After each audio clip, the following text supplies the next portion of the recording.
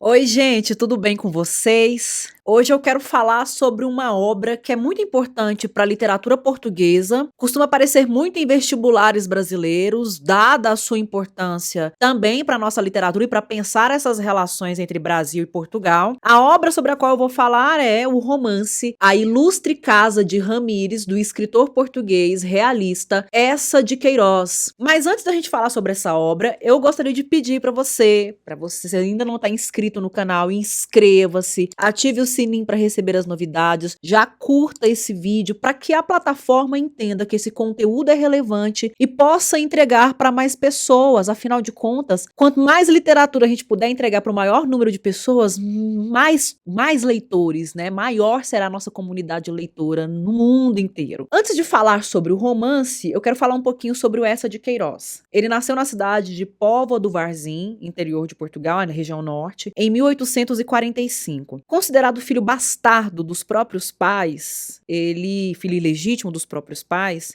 porque ele nasceu antes do casamento, né, da família, antes do casamento dos pais dele, ele foi descobrir isso aos 10 anos de idade. E segundo alguns estudiosos, isso de certo modo se reflete nas obras dele, nos seus romances, uma vez que suas obras, de uma maneira geral, trazem muitas críticas, né, muitas vezes até ácidas, a essa estrutura da família tradicional burguesa do século XIX, né? Então, a gente tem o Primo Basílio, a gente tem o Crime do Padre Amaro, né? Que são obras extremamente ácidas, né? De uma crítica muito severa. Você sai dos textos até com a sensação de que ninguém presta no mundo, de ninguém presta nas narrativas, dentro desses textos, porque ele enfocou muito essa coisa de um falso moralismo, né? De uma moral e bons costumes na vitrine, no verniz, mas nos bastidores as coisas aconteciam de uma maneira diferente. Essa formou-se em Direito em Coimbra no ano de 1866, colaborou em jornais, escreveu livros e seguiu carreira diplomática, né? Termina realizando seu grande sonho, trabalhando e vivendo como diplomata na cidade de Paris.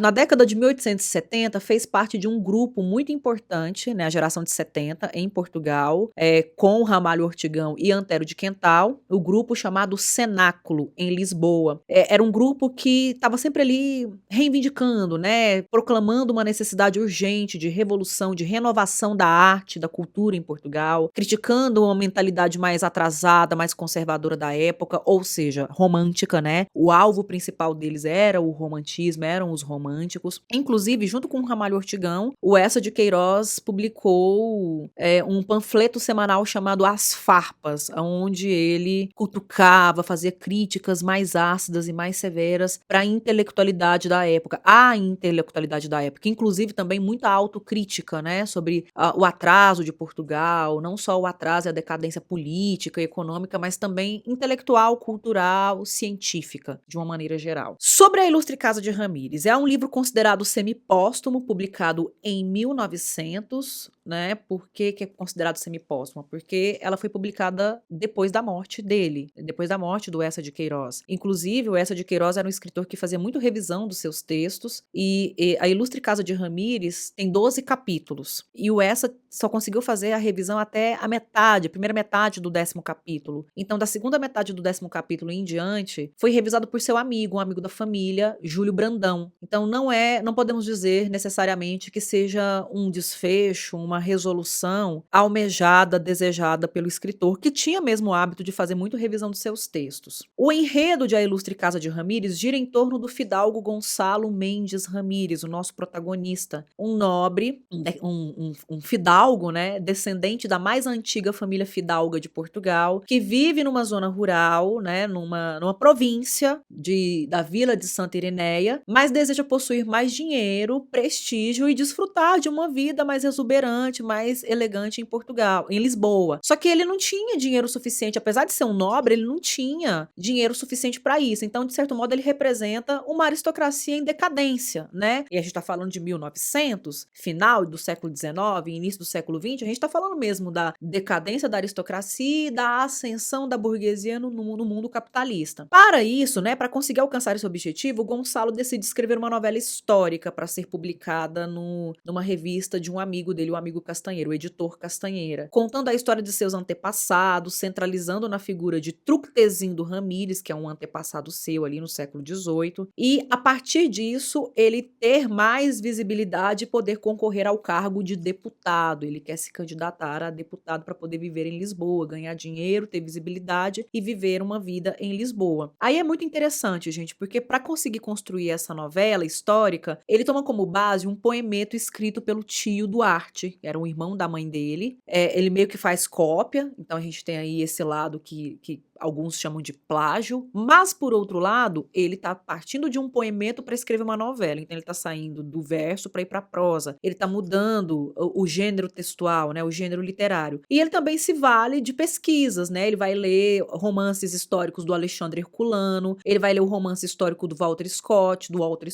ele vai fazer pesquisas sobre a história de Portugal para trazer um certo grau de autoria também para o texto dele. Então a gente tem essa ambiguidade, a gente já tá vendo uma primeira ambiguidade, uma primeira contradição. O narrador vai nos mostrando os bastidores e trechos da construção dessa obra, o que faz o romance do Eça de Queiroz metalinguístico, no sentido de que a gente tem uma história dentro da história, uma obra dentro da obra, uma obra mostrando os bastidores de composição de outra obra, né? Então, é o jogo metalinguístico aí. E o narrador vai fazendo isso sem grandes transições dentro do texto, que às vezes exige de nós um pouco mais de atenção, porque pode se tornar, de certo modo, confuso, né? Acompanhar tudo isso se a gente não tiver muito atento. Mas o narrador também lança mão muito do uso do discurso indireto livre, né? Enquanto o narrador está contando, está falando alguma coisa, abre um travessão para um discurso direto de um determinado personagem, e aí depois volta o narrador falando, e aí vai trazer a reflexão de um outro personagem, não abre aspas, não abre travessão, e aí você fica até um pouco confuso ou confusa sobre quem está falando. É o narrador? É o Gonçalo? É o personagem que está dialogando com o Gonçalo? Enfim, essa é a estratégia do discurso indireto livre, também muito importante para pactuar ainda mais fortemente com a questão da metalinguagem e da estrutura tradicional do romance do século XIX, né? Dessa tradição do século XIX.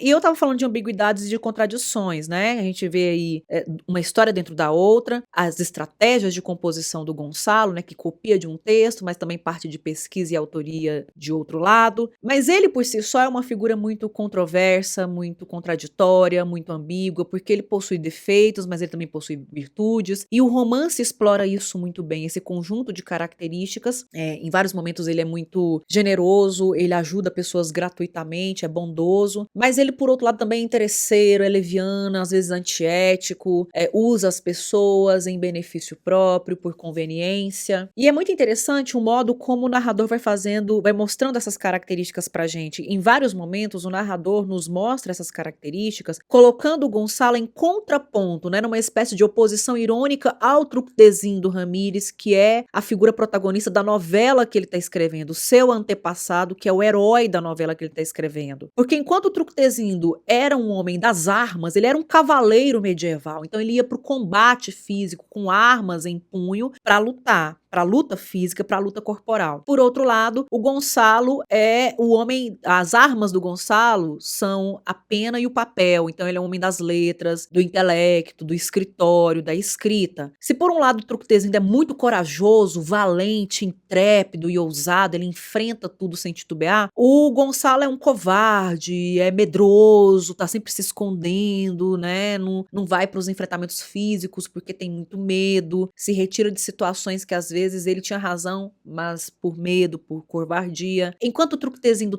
mantém sua palavra firme, né, como um cavaleiro medieval, né, um homem de palavra, mesmo que ele tenha que perder, que ele tenha que se mutilar, mas ele cumpre e honra sua palavra. O Gonçalo, por conveniência e interesse próprio, foge da sua palavra o tempo todo e coloca as outras pessoas em situações às vezes de enrascada e até a si mesmo por conta de faltar o tempo todo com sua palavra. Então a gente tem aí essa oposição irônica que é muito interessante também para a construção da obra. Gonçalo, no final das contas, Contas consegue fazer tudo isso, ele consegue se eleger deputado, mas descobre que não era bem isso que ele queria, né? E aí no final ele acaba decidindo ir para a África, lá ganha muito dinheiro explorando terras e pessoas. E no final da obra, um amigo dele, o João Gouveia, faz um grande monólogo para outros amigos de Gonçalo, dizendo que Gonçalo lembra Portugal. E aí aqui nós temos, de certo modo, algumas considerações a fazer pelo próprio ponto de vista do Eça de Queiroz. Se por um lado o Eça de Queiroz está propondo uma crítica a Portugal, no sentido de denunciar, de evidenciar em Portugal algumas ambiguidades, algumas contradições, como a gente também percebe em Gonçalo, e é por isso que um lembra o outro, a gente tem também a manutenção de uma lógica colonialista, né, o neocolonialismo, porque o Gonçalo, se ele lembra Portugal, e ele está tentando de todo modo, ele como Portugal teve um passado glorioso, mas perdeu, está em decadência, está em ruínas, está enfraquecido, está se acovardando,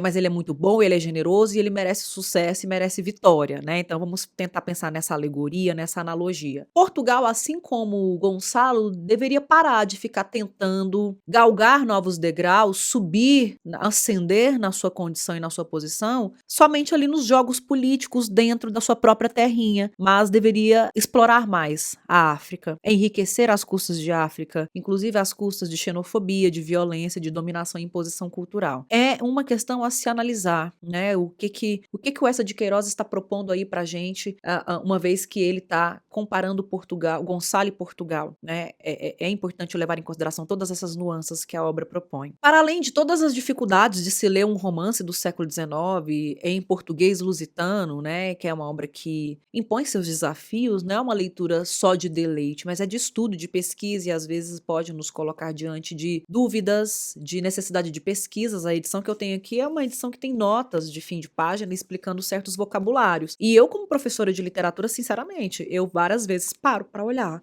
o que essas notas estão me explicando, porque é um tipo de romance que tem muita informação, é uma leitura de estudo mesmo. Mas para além de todas essas dificuldades, é uma obra muito interessante no sentido da gente pensar os tipos de reflexões críticas e mentalidades que o Eça está expondo pra gente em relação ao seu país, Portugal, e o que a gente pode extrair disso, considerando as relações que o Brasil teve com Portugal durante tanto tempo, durante o período colonial. E desse modo eu espero que vocês apreciem a leitura, para além das suas dificuldades, e apreciem também essa aula que vem aqui para facilitar de uma maneira breve pela plataforma, mas também de uma maneira assertiva as reflexões que essa obra propõe. Eu agradeço a atenção de vocês, eu vou ficando por aqui, até nosso próximo episódio.